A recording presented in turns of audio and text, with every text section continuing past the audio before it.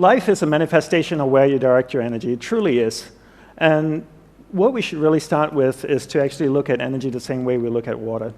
If I took a watering can and I watered a garden bed, would the weeds grow or the flowers grow? Both, right? Water has no ability to discriminate between the weeds and the flowers. Whatever I water starts to grow. Energy is the same way as well. If I took energy and I invested it into something negative, it will grow and become more negative. If I took energy, invested it into something positive, it will grow and become more positive. Energy has no ability to discriminate between what's positive and what's negative. Whatever you invest energy into starts to grow and manifest in your life. Right now, you're the sum total of where you've been investing your energy throughout your entire life. So the goal really in life is to figure out what it is you want. Right? What's your purpose in life, who and what's important in your life, and be able to direct energy towards that so that you can manifest that in your life. So where do we begin with this? We begin by understanding how the mind works. I'll have to say with you, after living 10 years as a celibate monk in a cloistered monastery in Hawaii, this would probably be the most important thing I could ever share with you, understanding how the mind works. From a monk's perspective of understanding the monk and experience of a monk's perspective of understanding the mind and experience of the mind, and my perspective and my experience of the mind, there are two things we need to understand: awareness and the mind. Let's define what they are. Let's define awareness as a glowing ball of light. So imagine an orb, a glowing ball of light that can float around. Let's call that awareness and put that aside. Now let's define the mind. Let's define the mind as a vast space with many different areas within it. One area of the mind is angry, hatred, jealousy, joy, happiness, sex, food, art, science, technology, a whole bunch of different things, right? Your awareness, that ball of light, can actually move to any area of the mind you want it to go to. So if your awareness, this glowing ball of light, goes to the happy area of the mind, it lights up that particular area of the mind. You become conscious of being happy. Are you happy? No, you're in an area of the mind called happiness. If this ball of light goes to the angry area of the mind, it lights up that particular area of the mind. Are you angry? No, you're in an area of the mind called anger. And by using your willpower and your powers of concentration, you can actually take your awareness, this ball of light, to any area of the mind that you want to go to. And here's the most important part. Where your awareness goes, that's where your energy is flowing. So if your awareness goes to the angry area of the mind, your energy is flowing there, it's actually strengthening that particular area of the mind. So this is the theory of it. So let's do a little practical exercise to see if this actually works or if it's just some monk talk, okay? So for that, I need some audience participation. I need all of you to sit up straight in your chair, okay? And put your feet down on the ground. And if you're leaning back in your chair, sit forward a little bit. Keep your spine straight. Roll your shoulders back. You can keep your head nicely balanced on top of your spine. Your eyes are closed. Don't worry, we're not going to chant or hold hands. Until later, just kidding. So take a slow, deep breath in with your eyes closed. Take a slow, deep breath in. Slowly exhale. Then take another slow, deep breath in again. And then slowly exhale. I want you to become aware of the chair that you're sitting on. Is it comfortable? Is it not comfortable? The temperature of the room? Is it cold? Warm? What about your body posture? Is your spine straight? Your shoulders roll back? You're sitting a little bit forward, your head nicely balanced on top of your spine. Now I want you to become aware of the most recent wedding that you attended. Do you remember whose wedding it is? Were you happy for the couple getting married? Try and think as much detail as you can about the wedding. Do you remember what you wore to the wedding? Do you remember what the bride wore? Did she make a good choice with her dress? How was the food at the wedding? Alcohol? Did you drink a lot? Was there good music? Did you dance? Did you do some crazy wedding dance? Now I want you to become aware of the most recent vacation that you went on. What kind of vacation was it?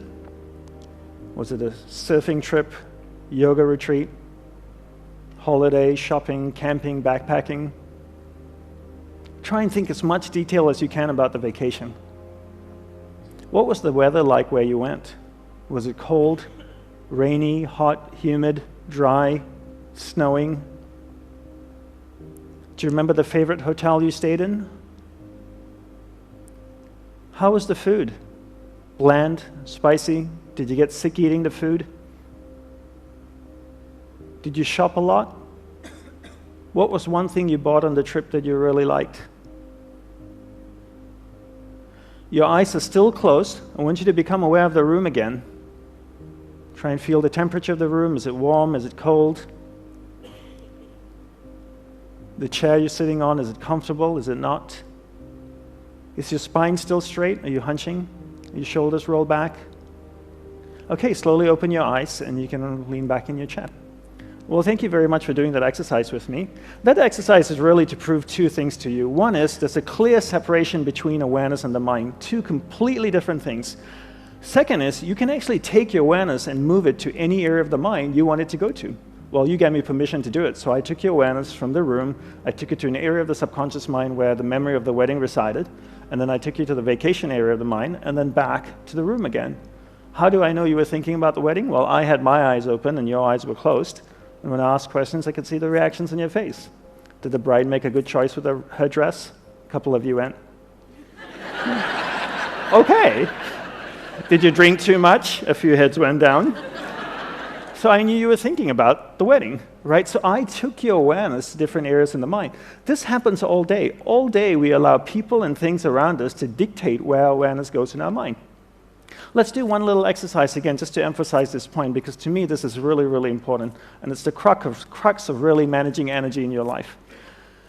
Can you remember your first kiss? Do you remember who it was? Do you remember his or her name? Do you remember where it took place? Back of Dad's car? Behind the garage? What was the experience? What was the emotion that was associated with that experience? Come on, really think about it. It wasn't that long ago. Come on. Were you embarrassed? Were you nervous? Do you remember? Do you remember the person's name? Okay, some people are laughing, blushing. Do you remember the first time someone you loved, someone really close to you, passed away? Do you remember that? Do you remember getting a phone call, being told that this person that you love has just died? How did you feel? What was the emotions associated with that experience? Did you have the blessing of being able to see the body before it was cremated or buried? Do you remember standing next to the body, wondering how it felt, knowing that you'd never see this person again? How did it feel for you? Do you remember the emotions? Isn't it interesting? In the space of 60 to 90 seconds, I took your awareness from an area of the mind where all of you were smiling or giggling or slightly embarrassed to an area of the mind where all of you are completely sad. Are not sad, are just feeling the vibration of the room just completely changed, right? And I could take your awareness now to an angry area of the mind where you all get angry, you get up and you leave, and Sarah and her team would be really upset with me. And this happens all day, right? All day we allow people and things to dictate where our awareness goes. And because they dictate where our awareness goes, that's where our energy flows as well. And where our energy flows is what manifests in our life. So really the goal in life is not really to control your mind, but rather to control where your awareness is going within your mind. So don't control your mind, control where your awareness goes within your mind. How do we do that? We do that by learning how. So your spiritual practice or your homework for taking away is to control where your awareness goes in your mind throughout the day, and that's really it. How do we do this? We learn the fine art of concentration. First, let's define what concentration is. I define concentration as the ability to keep your awareness on one thing for an extended period of time. So if I can keep my awareness on this lady and hold it on her, I'm concentrating. If I allow my awareness, my ball of light to move away, I'm getting distracted. I use my willpower and I bring my awareness back and I hold it on her. Being able to do that allows me to concentrate. Most people can't concentrate for two reasons, right?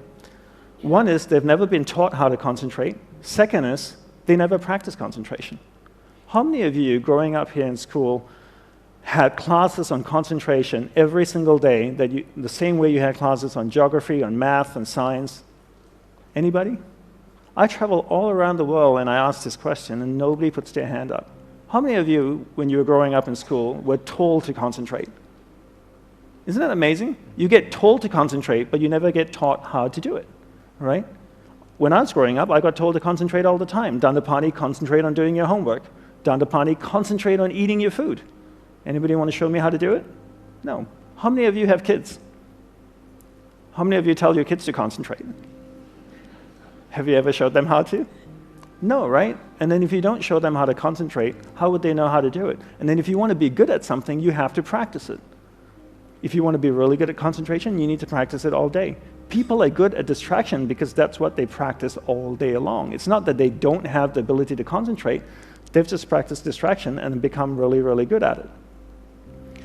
So how do we concentrate? We concentrate by practicing doing one thing at a time and integrating this practice into our everyday life. So for me, I look at my average day and I ask myself, what's a reoccurring event in my life? Every day I speak with my spouse. Every time I speak with my spouse, I give her my undivided attention. I keep my awareness on her. It drifts away, I bring it back. It drifts away, I bring it back. I keep my awareness on her. I give her my undivided attention.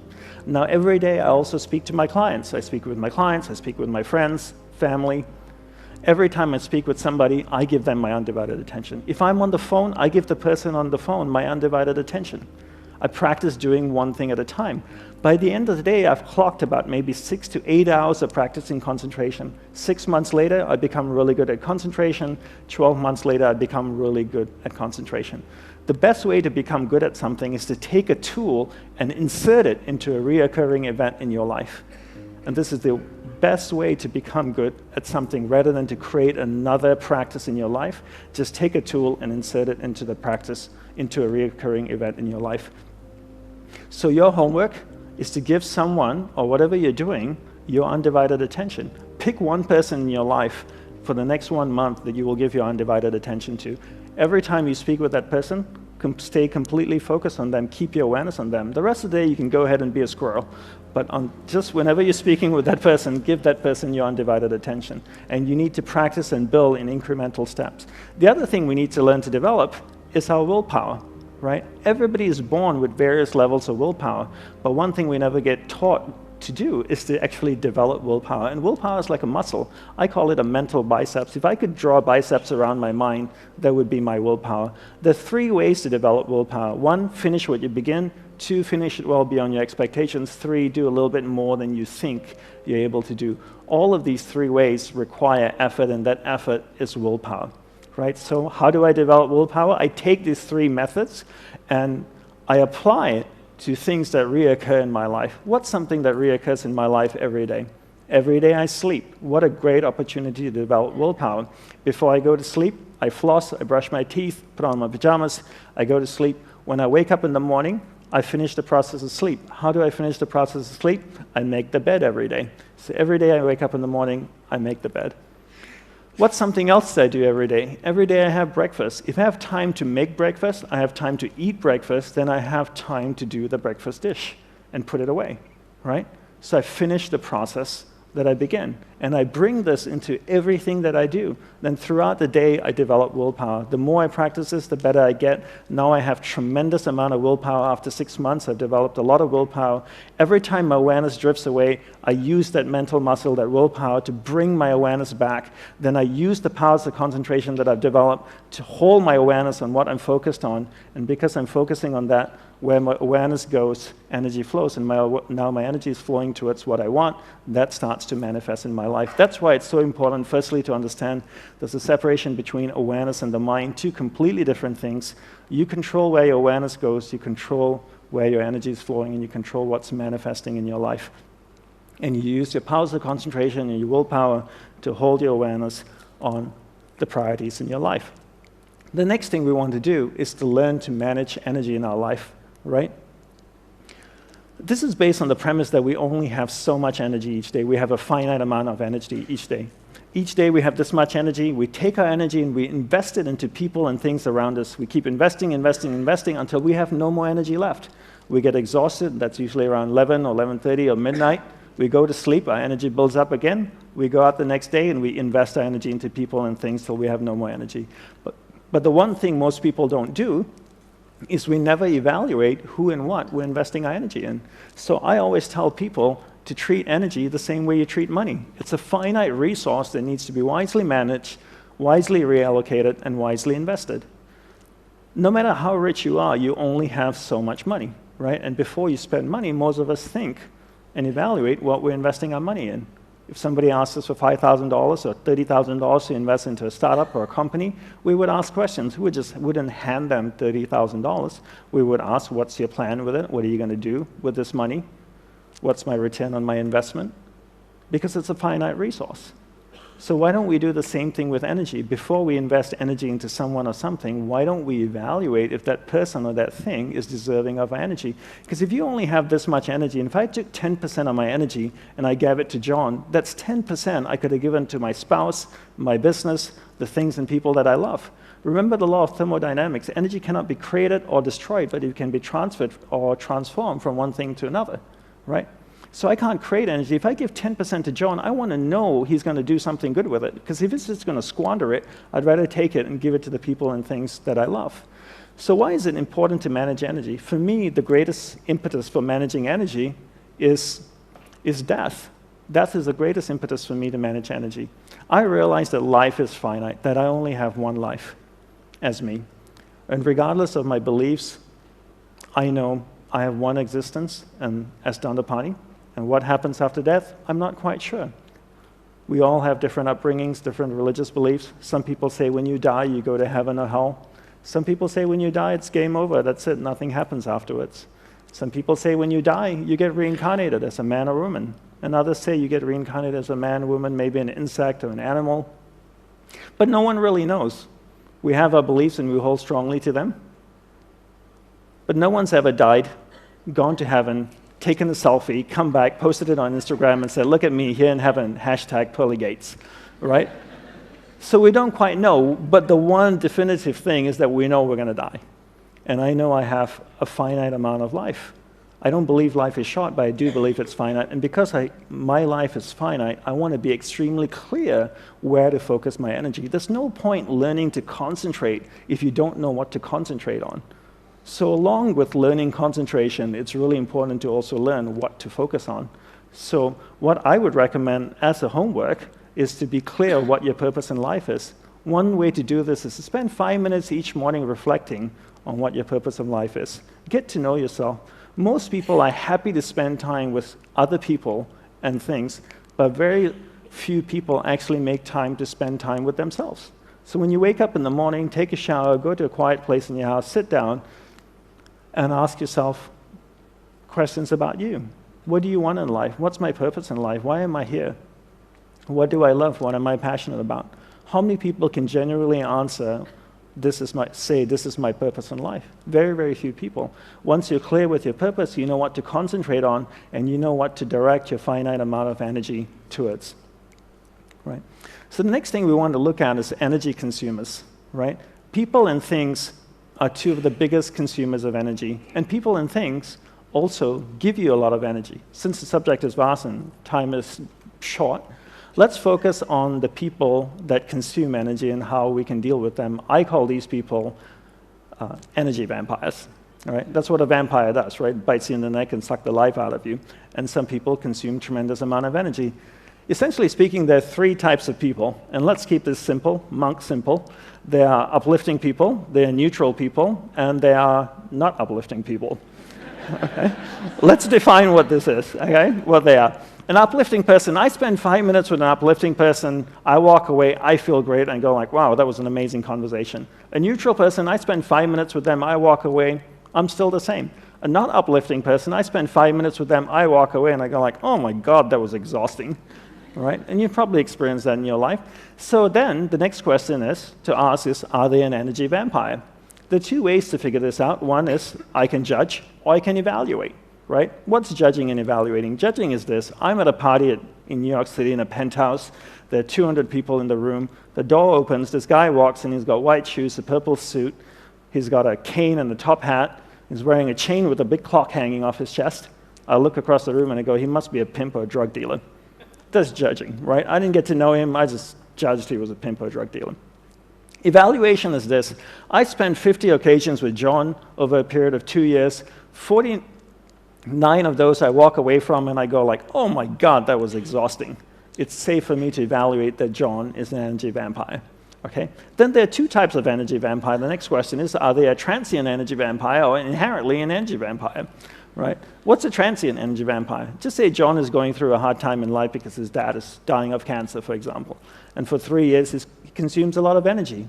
You know, he's always down. You need to uplift him. He's feeling very sad. It's okay. You give him that energy because he's your friend, and that's what we do. We express compassion, empathy, and love, and we support our friends during difficult times.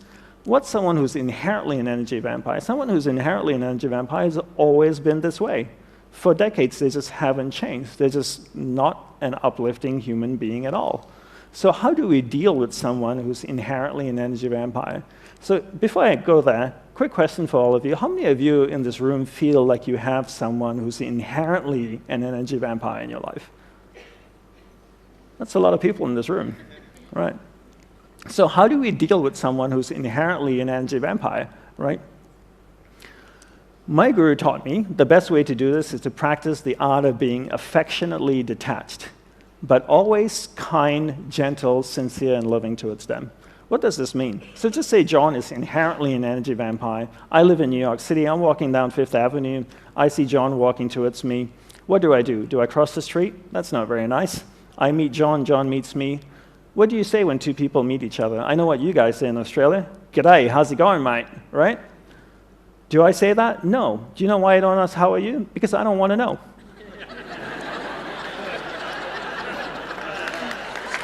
It's true. You have to understand, I'm in the monk business. When I ask somebody, how are you, they tell me their entire life story. It's a confession time, so I don't even ask, how are you? John asks me, how are you? I say, I'm doing very well, thank you very much. And then I reply, what a beautiful day in Sydney, right? It's true, I'm being sincere, I'm being kind. And then I say to him, please excuse me, I have something really important to do. It's true, my life is finite, and I'm very clear what my purpose is, right? I'm not lying. And then what do people say at the end of a conversation? It was a pleasure meeting you. Actually, it wasn't. Let's do lunch. Why? See you later. Not really, don't want to. Why do we say the things we don't mean and ask the questions we don't want answers to? So at the end of a conversation, I say, have a wonderful day, which is true. I know he's inherently an energy vampire, but I do wish he has a wonderful day. So the concept of being affectionately detached is to not engage with someone, right? Just to be kind, to be gentle, to be sincere and loving towards them, but not engaging with them. What's another way to protect yourself from an energy vampire? Is to place the burden of responsibility on them. What does that mean? I'll give you an example. I have a client of mine who's an expert in social media, right? So a lot of people want to get together with him, have a cup of coffee, a glass of wine. Let's catch up for lunch. Let's do dinner. Why? Because they want to pick his brain, right? And get information from him. And he can't sustain this because everybody wants a little bit of his time and just can't live this way. So I told him, this is what you need to do. You need to tell this person who wants to meet with you to read your favorite marketing book. Read your favorite marketing book, write down 7 key points and email it to you. Once you receive the 7 key points from the book, tell them that you want to see what stands out to them in the book. Once you receive these 7 key points, you email them and say, let's meet up on this day for a couple hours and we can discuss a marketing strategy for you. You know how many people actually read the book and email him the 7 key points? Nobody. As soon as you place the burden of responsibility on someone, they don't do it. I travel all around the world. I speak, people come up to me and they want to ask questions. I always give them my personal email address. I tell them, please don't share it with anybody. Can you put your question down on this email and send it to me? One, it'll give me time to reflect on it, and I can give you a proper response. And they always say, for sure, I'll put it all down in email and I'll send it to you. You know how many people email me? Nobody emails me. Simple little task, right? I'm not asking them to do yoga, to meditate, to breathe out of one nostril. You just send me an email with your problems, and they don't do it. So place the burden of responsibility on someone. If you're somebody who's developed a particular skill, you're an expert in a particular niche, in a particular area, and you find that people want your time, they want your energy, the one simple way to protect yourself is to place the burden and responsibility on them. Give them a simple task to do and see if they do it. And if they fulfill that task and come back to you, then go out of your way to help them, okay? Another thing I want to talk about, so your spiritual practice is to every year evaluate the people in your life, right? So go through a process of evaluation and reallocate your energy between people who uplift you and people that don't uplift you. And this is something that I do all the time, right? Another thing I want to talk about and wrap up with is mental energy vampires. What's a mental energy vampire? Mental energy vampire is unresolved emotional experiences that are sitting in our subconscious, right? Most people's subconscious mind looks like this Indian flower market. It's just packed with stuff because people don't resolve stuff as they go through life. Right? Everything that is once passed through your conscious mind in the form of experience is resident in your subconscious mind, and all these experiences have emotion attached to them. Right? One simple way to deal with unresolved emotional experiences is to do this exercise called the Vasana Daha Tantra. That's the Sanskrit name for it. And what it really is to take a piece of paper and write down the problem on it. Every experience has emotion attached to it. And I want to share with you a quote from Tesla, which I think really encapsulates the philosophy that I believe in or that I was trained in the monastery. Tesla says, if you want to find the secrets of the universe, think in terms of energy, frequency, and vibration. Everything is made up of energy, and it's vibrating at a certain frequency. So if I have an experience, it has emotion attached to it, it's vibrating in my subconscious mind. My goal is, I can't do anything about the experience because it's already happened, but what I can do to help myself is to remove the emotion that's attached to experience. So I take a piece of paper, I write down the problem. As I write down the problem, something really interesting happens. That experience moves from my subconscious mind to my conscious mind because I'm reliving it. The interesting thing that happens is the energy, the emotion actually comes out of the experience, flows through my hands into the piece of paper. Now I crumble the piece of paper and I burn it in a fire. It could be a garbage can, a fireplace, it doesn't really matter. Does the fire destroy the emotion? No, because you can't destroy energy. But what it actually does is transform the emotion in the paper into heat, flame, ash, smoke, and a whole bunch of different things. I remember the first time I ever shared this exercise was with a group of entrepreneurs in Perth, actually, about 5 years ago. And one of them said to me, look down upon me, I realized that experiences have emotion attached to them. And I realized as well, when you relive it or you're writing about it, it goes from your subconscious mind to your conscious mind. But this whole concept that emotion comes out of the experience, flows through your hands into the piece of paper, I find it really hard to believe. I find it that's a little bit too spiritual. I said, fair enough. So I asked him, do you have kids? He says, yeah, I have a couple of kids, a 4-year-old and a 6-year-old. And I said, on Father's Day, on your birthday, do they ever make you cards? They said they do that all the time. Can you describe the card? Well, they said usually go to the back of the house, they find an old piece of cardboard, they draw on it, they stick a bunch of things on it, stars and a bunch of ribbons, and then on Father's Day, on my birthday, they hand me the card. I said, how does it look? They go, well, it doesn't look that great. It's made by a 4-year-old. But I said, let me ask you this way. If you saw it in the store, would you pay money for it? And they go like, no way. But do you keep it? He says, yeah, I keep every single one. And I asked him why. He said, well, it's so full of love. I said, wait a minute, you're telling me your kids know monk magic? Because 2 minutes ago, I told you about putting emotion in a piece of paper, and you looked at me like I was a crazy person. And now your 4-year-old son knows how to do this. Right? Because he's taken a piece of paper, put his emotion in it, a piece of paper that you don't want, a cardboard that you didn't want, put his emotion in it, and now he's given it to you, and you hold it. So you can actually transfer energy from you, emotion from inside of you, into another matter. How many of you have kids and have one of those not-so-attractive drawings at home? Do you keep them? Why? You'd never be able to sell it to anybody. Nobody would want to buy it. Right? You keep it because they're so full of love. It's full of emotion. Right? So you can move emotion out of you. So the exercise here is really, if you ever find that you have unresolved emotional experiences sitting in your subconscious, consuming tremendous amount of energy, take a piece of paper, write it down, and then burn it in an ordinary fire. How many times should you write? Well, depending on the emotion. If it's an intense experience, you might have to write about it 3 or 4 times. If it's not so intense, maybe once or twice. So just to wrap up over here, to know yourself is one of the greatest gifts you can give yourself. It truly is, right? Most people don't really understand themselves. They don't understand what they want in life, and therefore find it extremely difficult what to focus their finite amount of energy on. I want to leave you with 2 quotes. want from my guru. The first one is proceed with confidence, right? Proceed with confidence. Believe in your ability to manifest something in your life, because you can. How do you manifest something in your life? You take your awareness, you focus it on that thing. You know how to develop concentration now. You keep your awareness on it. When your awareness is on it, that's where your energy is flowing. When your energy flows there, it starts to manifest in your life. And believe in your ability to do that and proceed with confidence. The next thing is, life is meant to be lived joyously. It truly is. And if you're not happy with life, then something needs to be changed. If you ask most people what do they want in life, they'll always say, most people often answer, I want to be happy. Happiness should never be pursued. Don't pursue happiness. Pursue a lifestyle that results in happiness. And that's, for me, what I do. I never chase happiness. I pursue a lifestyle where the byproduct of the lifestyle is happiness. In order to find out what the lifestyle is, I need to know what my purpose in life is. In order to do that, I need to spend time with myself each day to find out who and what's important in my life, take that finite amount of energy that I have each day, focus it into those things. That starts to manifest in my life. The byproduct of that is happiness. Right? So I want to say thank you, and I want to leave you with a small gift. If you go to this website address, you'll find a 5-week online course on understanding the mind, and also on how to develop concentration and willpower. You're welcome to sign up for it. You just need your name and email address, and you'll receive that every week on email. Thank you very much, everyone. I hope you enjoyed it and find these things useful.